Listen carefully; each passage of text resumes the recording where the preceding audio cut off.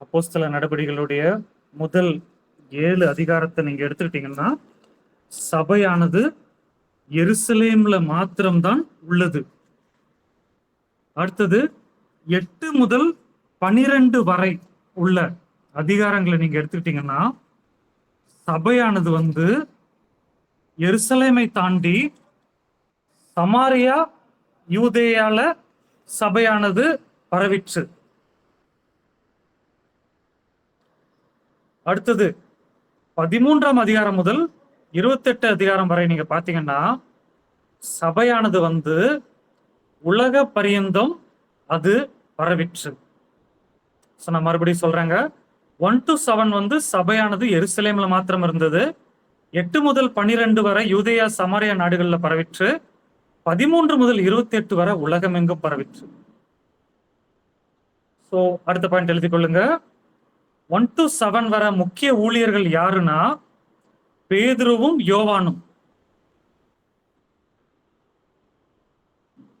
பேதுருவையும் யோவானையும் வைத்து ஆண்டவர் என்ன பண்ணார்னா, எருசலேம்ல சபைய ஸ்தாபிச்சாரு.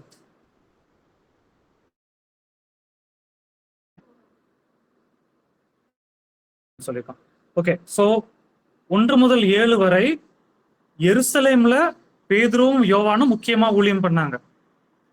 ரெண்டாவது 8 முதல் 12 வரை பேதுருவும் பிலிப்பு அப்போஸ்தலனும் நல்லா ஊழியம் பண்ணியிருக்கிறாங்க.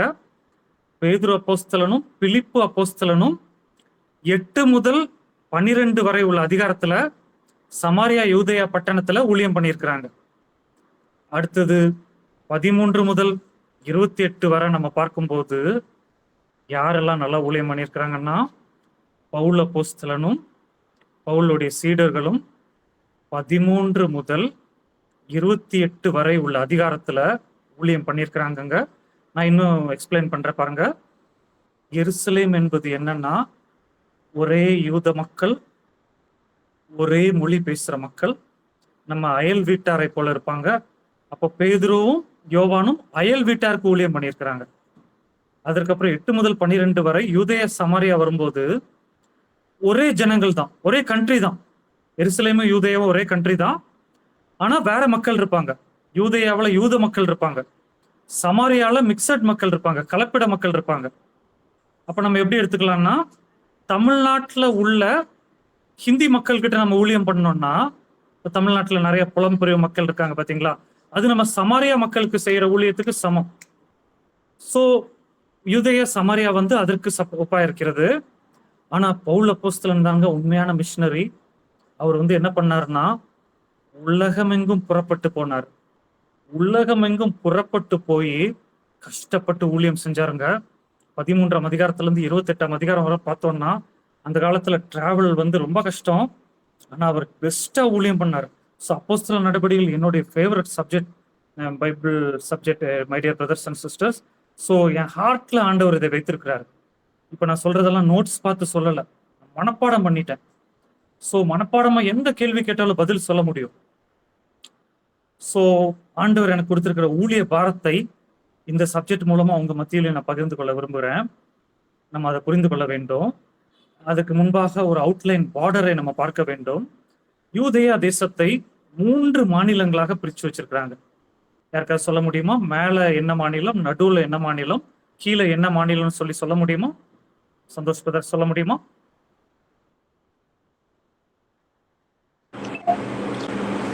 பிரதர், எருசலேம்ன்றது வந்து சவுத்ல இருக்கு பிரதர். கரெக்ட், சவுத்ல இருக்கு. சமாரியா வந்து நார்த்ல இருக்கு பிரதர். சமாரியா மிடில்ல இருக்கு. நார்த்ல தான் அந்த புறஜாதிகள் இது பண்றது தான். சமாரியா அங்க இருக்கு பிரதர். கலிலேயா. ஓகே, கலிலேயா எழுதி கொள்ளுங்க. மேல எண்டு யூதேயா வந்து 3 மாநிலமா பிரிக்கிறாங்க இயேசு கிறிஸ்து காலத்துல. முதல் மேல எண்டு வந்து கலிலேயா. கலிலேயால யார் இருக்கிறாங்கன்னா, பாவப்பட்ட மீனவ ஜனங்கள் கலிலேயால இருக்கிறாங்க. ரெண்டாவது நடுவுல வந்து சமாரியா மக்கள். சமாரியால யார் இருக்கிறாங்கன்னா, கலப்பின யூதர்கள் இருக்கிறாங்க. கீழே எருசலேம்ல வந்து பரிசேய சதுசேய ஹெட்வைட் பிடிச்ச யூத மக்கள் இருக்கிறாங்க. தலைக்கண யூத மக்கள் இருக்கிறாங்க. ஆண்டவர் என்ன சொல்லியிருக்காருன்னா, முதல்ல நீங்க எருசலேம்ல ஊழியத்தை ஸ்டார்ட் பண்ணி சமாரியா வந்து நடுவுல இருக்குங்க, கலிலேயா யூதேயா வந்து மேல இருக்குங்க, உலகத்தின் முடிவு பெறிந்தன்னா பார்டர் கிராஸ் பண்ணி போகணும். சோ எருசலேம்ல ஊழியம் ஸ்டார்ட் பண்ணுங்கன்னு சொல்லியிருக்கிறாரு.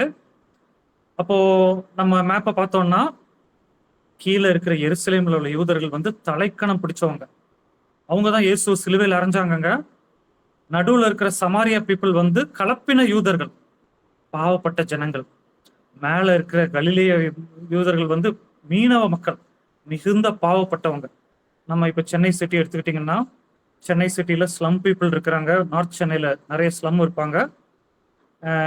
சவுத் சென்னையில நிறைய ஹை கிளாஸ் பீப்புள் இருப்பாங்க. ஈஸ்ட் சென்னையில மிடில் கிளாஸ் பீப்புள் இருப்பாங்க.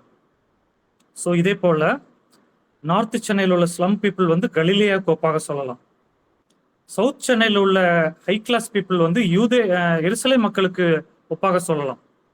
அதுக்கப்புறம் ஈஸ்ட் சென்னையில் உள்ள மிடில் கிளாஸ் பீப்புளை வந்து சமாரியா மக்களுக்கு ஒப்பாக சொல்லலாம். ஸோ நான் இதை வந்து உங்களுக்கு ஈஸியா புரியுற மாதிரி சொல்றேன். கீழே இருக்கிற யூதர் வந்து மேல கலிலேயா போகணும்னா அவன் டைரக்டா சமாரியா வழியில போகமாட்டானாம். அவன் என்ன பண்ணுவான்னா சுத்தி போவானாம். எனக்கு 1000 ரூபாய் பெட்ரோல் போனாலும் பரவாயில்ல, எனக்கு என் கழுதைக்கும் குதிரைக்கும் அதிக காசு ஆனாலும் பரவாயில்ல, நான் சமாரியா நடுவுல பிரவேசிக்க மாட்டேன்னு சொல்லி சுத்தி போய் இது பண்ணாங்களாமா. இதை புரிந்து கொள்ளுங்க. அப்ப இவங்களுடைய மைண்ட் செட் எப்படி இருந்திருக்குன்னு சொல்லி புரிந்து கொள்ளுங்க. அப்ப அதே போல ஆண்டவர் என்ன பண்ணியிருக்கிறார்னா, இந்த பார்டர் எல்லாம் உடைக்கிறார். சமாரியா ஸ்திரீ கிட்ட போய் பேசுறார். கலப்பின மக்கள் ஜாதி தாண்டி பேசுறார். சோ ஊழியத்திற்கு ஒரு புரிந்து கொள்ளுங்க, ஜாதி பார்க்கவே கூடாது. ஜாதி பார்த்தா ஊழியம் பண்ண முடியாதுங்க. ஜீசஸ் வந்து ஜாதியை உடைக்கிறார். ஓகேங்களா? இதை அண்டர்ஸ்டாண்ட் பண்ணிக்கொள்ளுங்க. அதற்கப்புறம் இப்போ நீங்க பாத்தீங்கன்னா எடுத்தவங்க வாசிங்க, அப்போஸ்தல நடபடிகள் 2ஆம் அதிகாரம் 1ஆம் வசனம் வாசிங்க. அப்போஸ்தல நடபடிகள் 2ஆம் அதிகாரம் 1ஆம் வசனம். பெந்தேகொஸ்தே என்னும் நாள் வந்தபோது அவர்கள் எல்லோரும் ஒருமனப்பட்டு ஓரிடத்தில் வந்திருந்தார்கள். வாசிங்க இன்னொரு டைம் வாசிங்க. பெந்தேகொஸ்தே என்னும் நாள் வந்தபோது அவர்கள் எல்லோரும் ஒருமனப்பட்டு ஓரிடத்தில் வந்திருந்தார்கள். ஓகே, இது எங்க வந்திருந்தாங்கன்னு தெரியுமா? எந்த ஊர்ல வந்திருந்தாங்கன்னு தெரியுமா? எருசலேம்ல வந்திருந்தாங்க. எழுதி கொள்ளுங்க. 1 முதல் 7 அதிகாரம் வரை சுவிசேஷம் எருசலேம்ல மாத்திரம்தான் சுத்திக்கிட்டு இருக்கு. எருசலேமை விட்டு வெளியே போலங்க. சோ இது நம்ம அண்டர்ஸ்டாண்ட் பண்ண வேண்டும். சோ எருசலேம்ல இந்த மேல் வீட்டுல இருந்தாங்க. இந்த மேல் வீட்டு யாரோட இது தெரியுங்களாங்க? இந்த மேலறை 120 பேர் கூட்டினாங்கல்ல, அது யாரோடைய வீடுன்னு தெரியுமா? தெரியலன்னா ஆக்ஷன் பண்ணிருங்க, நம்ம சேர்ந்து படிக்கலாம். ஓகே, மேல் வீடு வந்து மார்க்குடைய வீடு. மார்க்கு வந்து யாருன்னா, மார்க்கு வந்து இயேசுடைய சீடனுங்க. சாரி, மார்க்கு வந்து இயேசுடைய சீடன் கிடையாது. மார்க்கு வந்து இயேசுவை வந்து பிடிக்க வரும்போது ஒரு வாலிபன் துப்பட்டியை போட்டுக்கொண்டு இயேசுவுக்கு பின் சென்றான், அவனை பிடித்த போது நிர்வாணமாய் ஓடி போனான்னு சொல்லி வாசிக்கிறோம் பாத்தீங்களா? அந்த மார்க்கோடைய வீடு தான் இந்த 120 பேர் உள்ள வீடு. ஸோ ஒரு பெரிய வீடு மார்க்கோடைய வீடு. அந்த மார்க்கோடைய வீட்டுல இவங்க என்ன பண்றாங்கன்னா பரிசுத்தாவியை பெறுறாங்க. கீழே வாசிக்கும் போது பரிசுத்தாவியை பெறும்போது வாசிங்க பிரதர், 8-9 வசனங்கள் வாசிங்க பிரதர். சந்தோஷ் பிரதர்.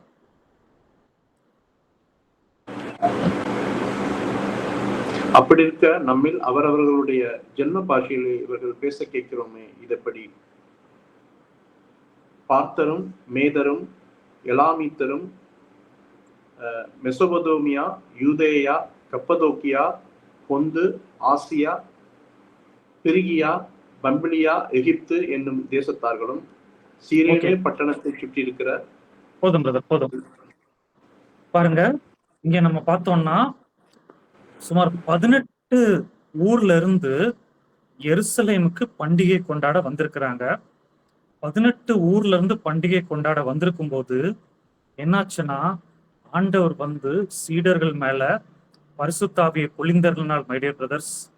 அப்ப என்ன ஆயிடுச்சுன்னா, இந்த சீடர்கள் பேசின பரிசுத்தாவி வந்து ஜனங்களுக்கு புரிஞ்சது. ஸோ இங்க ஒரு பெரிய அண்டர்ஸ்டாண்டிங் இருக்குங்க. இன்னைக்கு நம்ம வந்து அந்நிய பாஷை பேசிட்டு இருக்கிறோம். அந்நிய பாஷையில் பேசுகிறவன் தேவனிடத்தில் ரகசிய பேசுகிறான். ஸோ அந்நிய பாஷைக்கு முதல்ல வந்து ரகசிய பாஷை என்று அர்த்தம். ஆனா இங்க எருசலேம்ல அவங்க பேசின பாஷை வந்து 18 கூட்ட மக்களுக்கு புரிஞ்சதுங்க.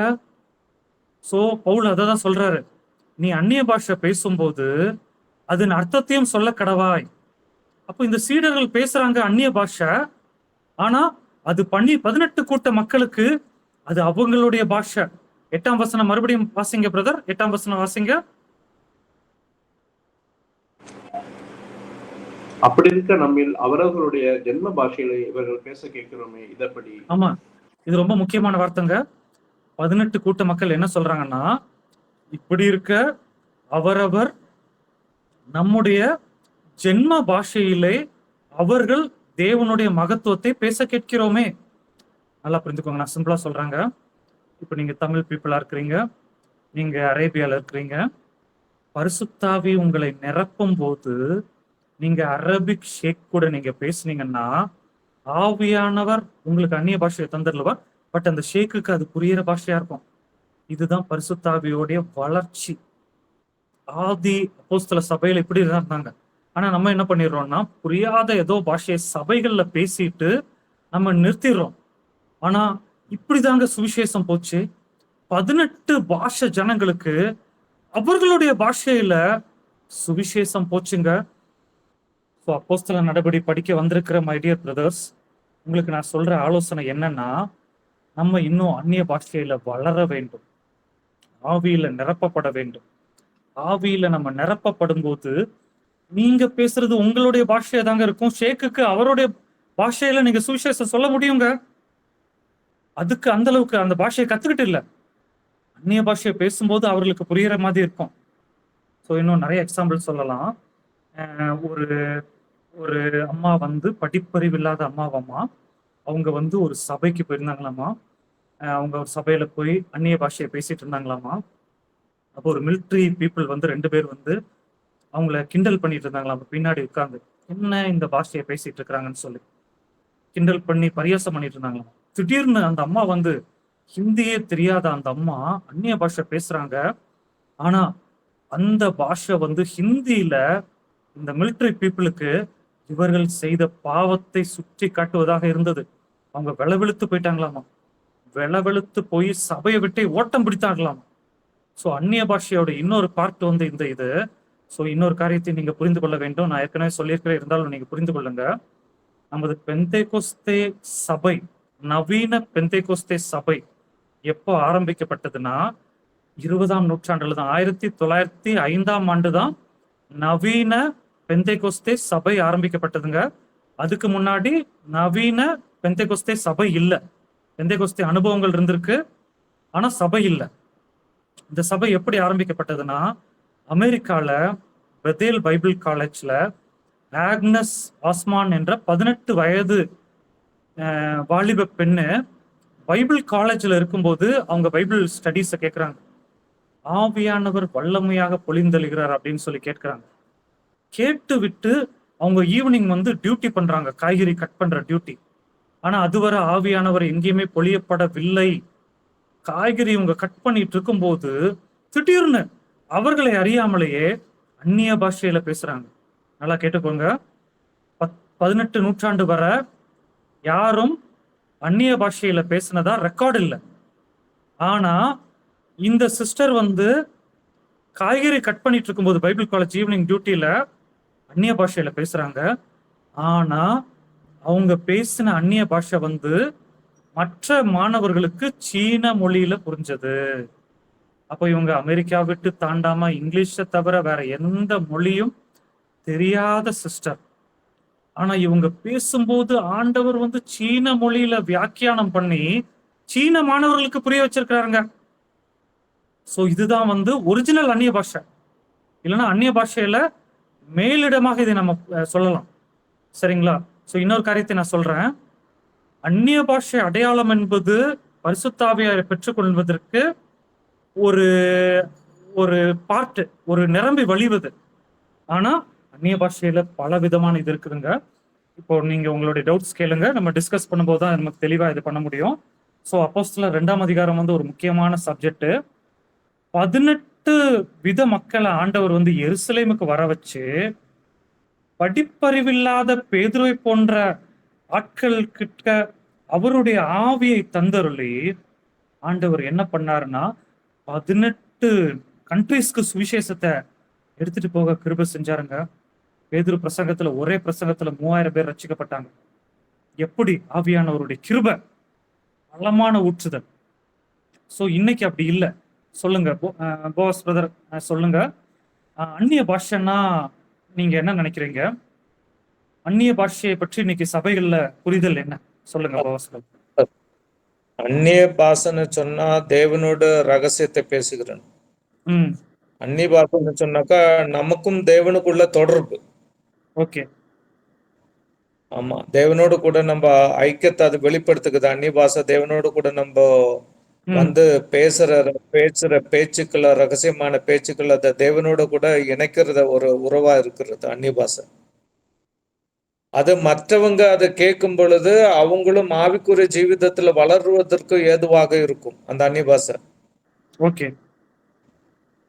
அந்த வளர்ச்சின்னு சொல்லும்போது நம்ம நினைக்கிற மாதிரி இல்லை. அந்த கர்த்தர் ஆவியானவர் எந்த இடத்துல அதை பயன்படுத்துறாரோ அந்த இடத்துல அது விரிவாக்கம் செய்யப்படும். மற்றவர்களை கேட்கும் பொழுது அவர்களுக்கும் அதிசயமாக தோணப்பட்டு அவர்கள் முகாந்திரம் அதை விரிவாக்க செய்யவும் கர்த்தரால முடியும். ஓகே, இதான் பிரதர் பாயிண்ட்டுக்கு பக்கத்துல வந்துட்டாங்க. பாருங்க, அந்நிய பாஷை என்பது ரகசிய பாஷை, கரெக்ட். ஸோ இது வந்து ஃபர்ஸ்ட் ஸ்டெப் வந்து நமக்கும் ஆண்டவருக்கும் ரகசியமான பாஷைகளை பேசுகிறோம்.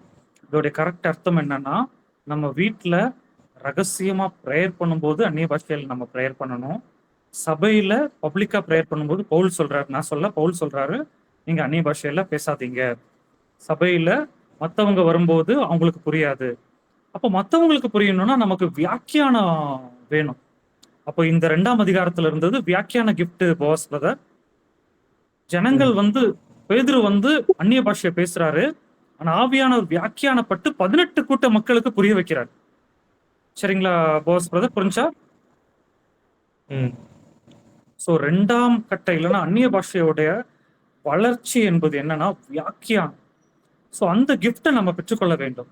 இல்லைன்னா நம்ம வந்து பேசிக்ல இருந்தோம்னா நமக்கும் ஆண்டவருக்கும் மாத்திரம்தான் தொடர்பு இருக்கும். நம்ம மக்களுக்கு வந்து சுவிசேஷம் அறிவிக்க முடியாது. முதல்ல நமக்கும் ஆண்டவருக்கும் தொடர்பு வேணும், மக்களுக்கும் சுவிசேஷம் அறிவிக்கணும். அதற்கு பரிசுத்தாவியானவர் நம்ம மேல வர்றது முக்கியமான காரியங்க.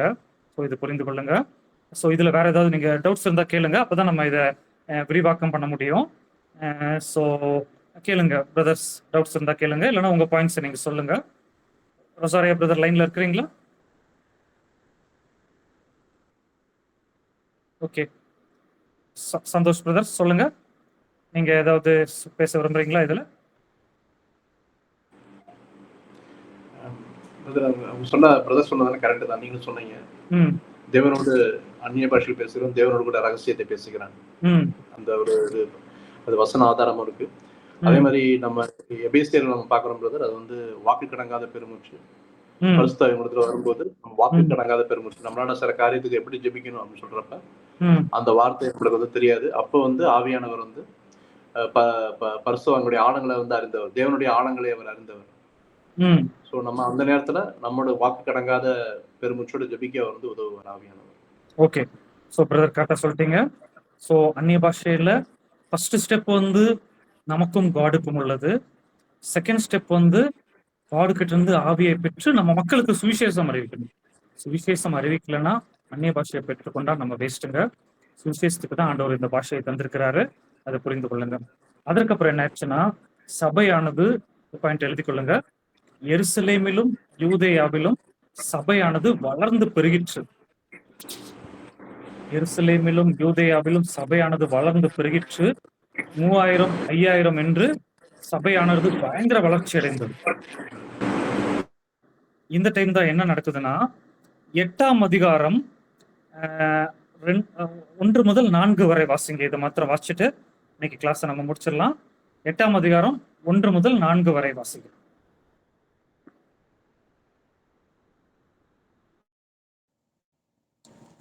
அவனை கொலை செய்வதற்கு வாசிங்க வாசிங்க. அவனை கொலை செய்கிறதற்கு சவுலும் சம்மதித்திருந்தான். அக்காலத்திலே எருசலேமில் உள்ள சபைக்கு மிகுந்த துன்பம் உண்டாயிற்று. அப்போஸ்தலர் தவிர மற்ற யாவரும் யூதேயா சமரியா தேசங்களில் சிதறடிக்கப்பட்டு போனார்கள். வேத பக்தியுள்ள மனுஷர்கள் ஸ்தேவானை எடுத்து அடக்கம் பண்ணி அவனுக்காக மிகவும் துக்கம் கொண்டாடினார்கள். சவுல் வீடுகள் தோறும் நுழைந்து புருஷரையும் ஸ்திரிகளையும் இழுத்து கொண்டு போய் காவலில் போடுவித்து சபையை பாழாக்கி கொண்டிருந்தான். சிதறிப்போனவர்கள் எங்கும் திரிந்து சுவிசேஷ வசனத்தை பிரசங்கித்தார்கள். இது ரொம்ப முக்கியமான வார்த்தைங்க.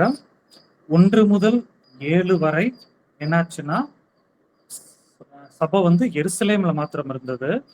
ஆண்டவர் என்ன பண்ணிட்டாருன்னா, எருசலேம் சபைக்கு உபத்திரவம் கொடுத்துட்டாரு, மிகுந்த உபத்திரவம் கொடுத்துட்டாரு.